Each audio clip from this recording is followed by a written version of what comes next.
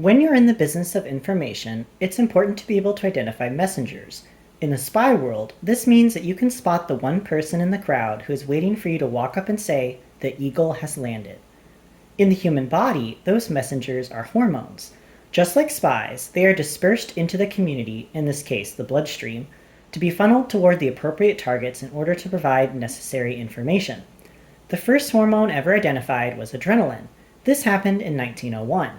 By 1904, adrenaline was being synthesized in the laboratory for medical use, as in counteracting anaphylactic shock.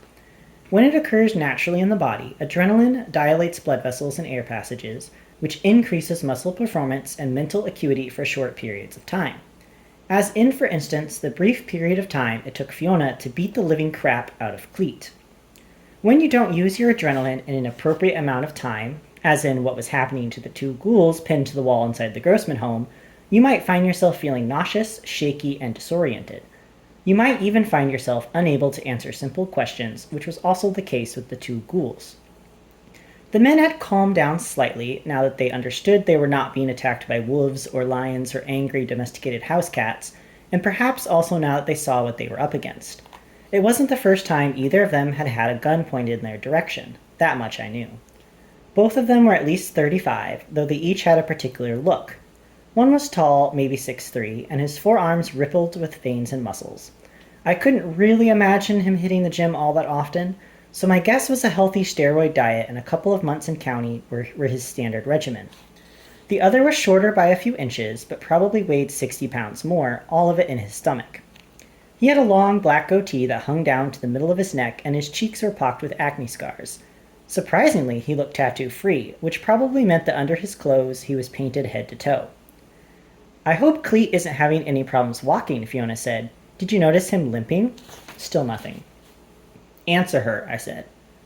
"I don't know who you are," the tall one said to me, "but you're already dead." "That must have sounded scary the last time you said it," I said.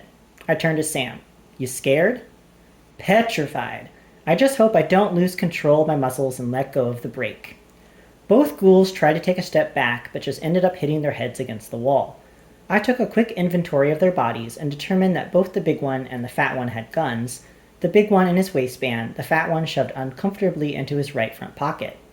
If you want to accidentally shoot off your genitalia, the best place to put a gun is right where these two had theirs. If you want to hide your gun from plain sight, since I imagine neither of these gentlemen had permits, trying to stuff a 9 into your belt makes it difficult to do things in public. Like, say, standing for any length of time. "You still haven't answered her," I said to the men. "You broke his back," the fat one said. "Is that what you wanted to hear?" "Yes," Fiona said. "What kind of club lets a woman bust up one of their own?" I said. "Two," Fiona said. "Two," I said. I stand corrected. Who knew the ghouls were getting so soft? There wasn't much either of them could say to that. It was true. Even they knew it. They just didn't know Fiona. "All right, boys," I said. "My partner—" I looked at Sam and noticed that he had kind of John Wayne thing going on with his face, a sort of half-scowl, half-smirk thing, so I said, "Duke is going to take both of your guns. You make any moves, my lady peels your caps back.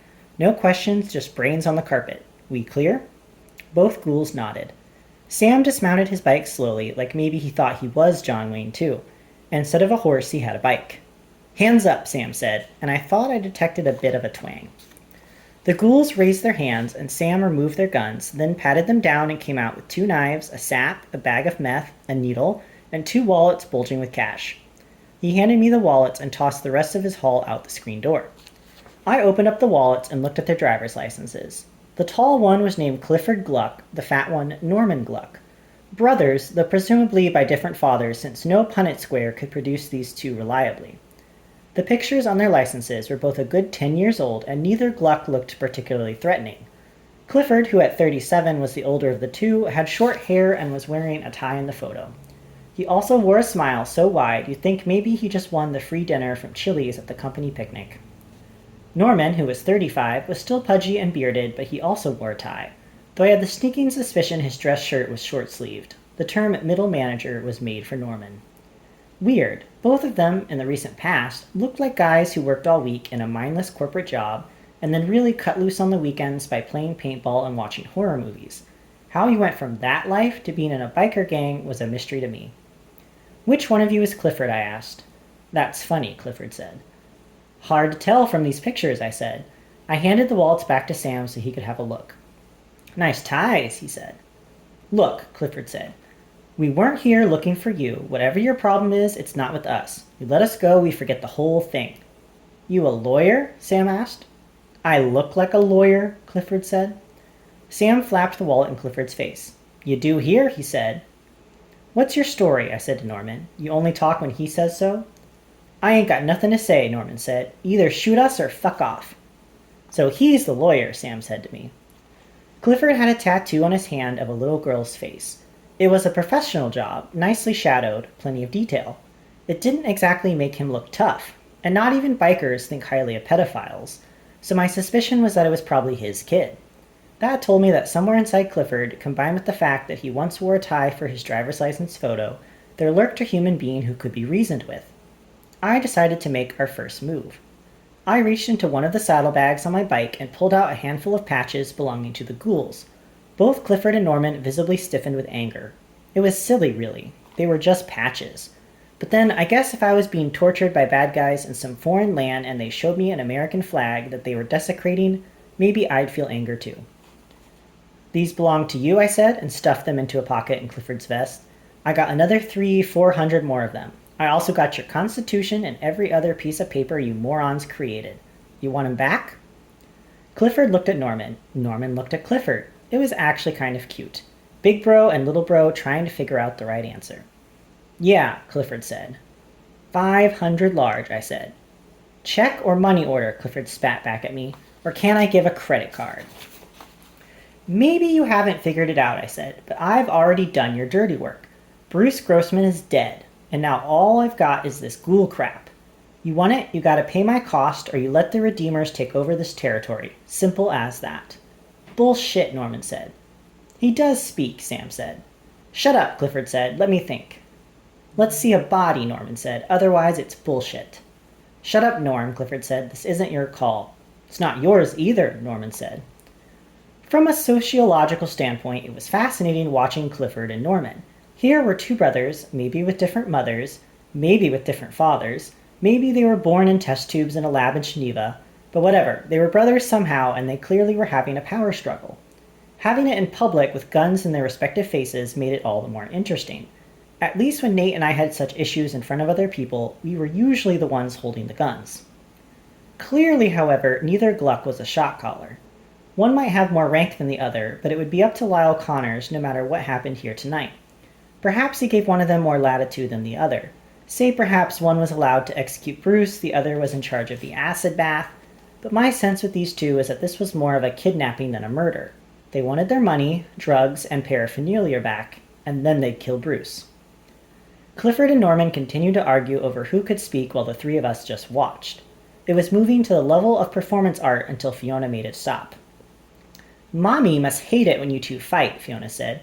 Why don't I shoot you both, and the one that can still talk can be the official spokesman? That quieted them down. Listen to me, boys, I said. We're all in the same boat here. The Banshees hired Grossman to hit us both. I got that much out of him. He was actually pretty forthcoming after Duke took off his ear. Sam tried to act nonchalant and menacing at the same time by squinting one eye and surveying Clifford and Norman's ears. The fat one, Sam said. He'll take a saw. That's a pretty thick membrane he's got there between his ear and his head. Might need to get something electric involved. See what I mean? I said. Grossman didn't have a thick membrane, so he gave up pretty quick. He got lucky one time robbing you, because you're stupid enough not to have gone digital. What the hell were you people thinking, keeping a bunch of paper around? Institutional stupidity, Sam said. That's my guess. That would have to stand as the answer, as neither Clifford nor Norman was piping up. It didn't matter, really, since they had no say. They were just messengers. Just adrenaline. But they would take the message back, that much I knew. Grossman, he didn't fare so well trying to hit our stash. I cleaned up my mess, and now I'm happy to make a deal to get your mess taken care of too, before you gotta deal with the Banshees. What about you and the Banshees? Clifford asked. They don't have territory we want, I said. They're moving H and girls. That doesn't interest us. Their disrespect does, but I'll work through that. They'll get theirs. Oh, indeed, Pilgrim, Sam said. The Redeemers will be redeemed. He was using that John Wayne voice again. It wasn't really working. Maybe it was the use of pilgrim as a pejorative. I gave Sam's chopper a light kick just to let him know that maybe he should remain quiet if he was going to be using that particular vocal disguise. The fact was, getting the banshees and the ghouls into a conflict served everyone's purposes. Everyone that was on the right side of the law, at least. People getting hustled by the ghouls were usually in no position to go to the police, so business was conducted as usual. But when two gangs go to war, that's something the police and the FBI have a real interest in. There's a lot of illegal secondary activity involved with the gang war. Boss will want to see a body, Norman said. Until then, fuck off. Norman, shut the hell up, Clifford said. The offer is $500K, I said. That's cash. At least that much was taken from us, Clifford said. His numbers were a little off, or Bruce's were, but I decided not to note the difference publicly. I got some of that too, I said. But that money's dirty. Probably the FBI has every other serial number written down. I want $500K fresh. I don't care where you get it. 24 hours from now, I want a response. Or I keep all the money. Piss on your colors and drop your paperwork off at the first Johnny Law I see. Clifford shook his head. No disrespect, he said, and I actually felt like he meant it, but you won't see a dime and I'll probably be killed for not killing you. Then you'll have ghouls on your ass until the end of time. Every redeemer in the country will have a target. No one wins here. The banshees do, I said, because I hated to admit it, but it seemed like Clifford had a valid argument. This is probably what they want. We kill each other over their job. They practically led us right to Bruce Grossman in the first place. How long did it take you? A day? 2?